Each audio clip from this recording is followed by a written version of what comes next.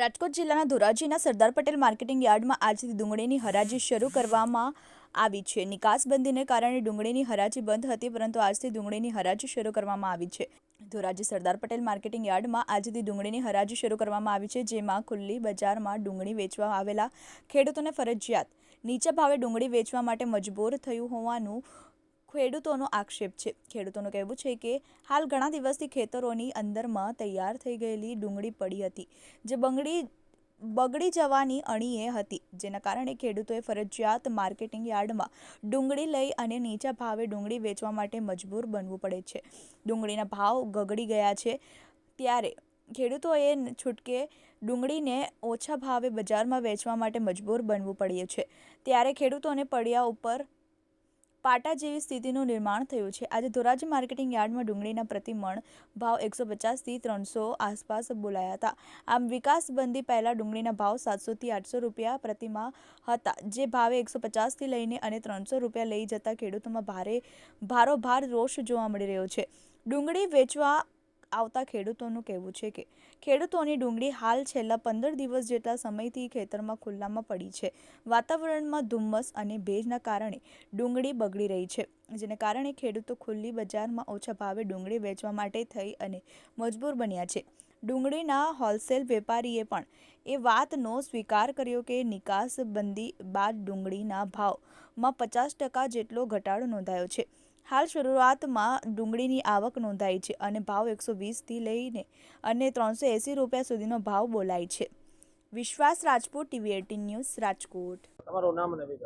મારું નામ લાલજીભાઈ મતુભાઈ બાલદા। હું ધોરાજી તાલુકાનો ખેડૂત છું। મારી જમીન ફરણી નીચે આવેલ છે। શું કહેશો ડુંગળીના ભાવ બાબતે? ડુંગળીના ભાવ ઓણ કંઈક પોષણક્ષમ હતા, એટલે અમને એમ હતું કે 2 પૈસા કમાશું।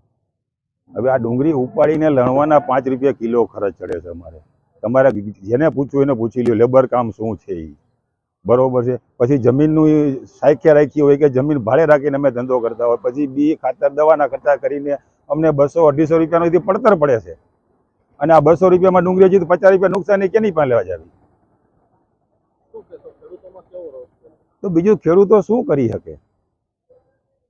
કેટલા દિવસમાં ડુંગળી બગડી જાય તૈયાર થઈ ગઈ છે? આ ડુંગળીનો પાક છે એ લાંબો ટકે નહીં। હા, અમે શિયાળે ડુંગળી વાવી હોય એ ભરવામાં તો 4-5 મહિના લગણ ભરી શકાય। આ તો તાજું બકાલું કહેવાય। ટમેટું કયો કે ડુંગળી કયો, બે એક જ થાય છે અત્યારે। હવે ટમેટું તો ભરી શકાતું હોય કોલ્ડ સ્ટોરની અંદર, તો આ તો કોલ્ડ સ્ટોરમાં નથી ભરાતું। નામ અને વિગત? મારું નામ મગનભાઈ વગાસિયા, ગામ ધોરાજી। સરકારે નિકાસ બંધ કર્યા પછી આજ 10 દિવસ અંદર યાર્ડની અંદર બધું બંધ હતું। આજે યાર્ડની અંદર ડુંગળીની હરાજી ચાલુ થઈ છે, પણ 150થી માંડી 300 રૂપિયા સુધી બજાર આવે છે।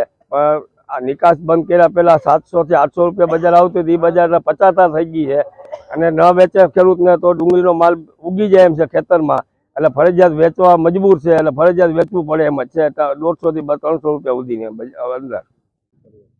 હું દીપકભાઈ વ્યાસ, ધોરાજી।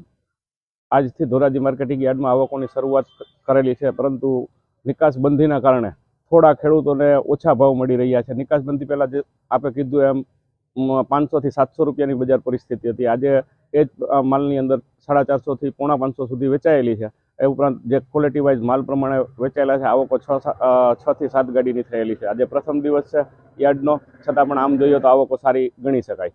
નીચામાં નીચું કેટલી ભાવે વેચાણી ડુંગળી? નીચામાં નીચી ડુંગળી 110-20થી લગાવી અને 480 સુધી, 70થી 80 સુધી વેચાયેલ છે ઉપરમાં।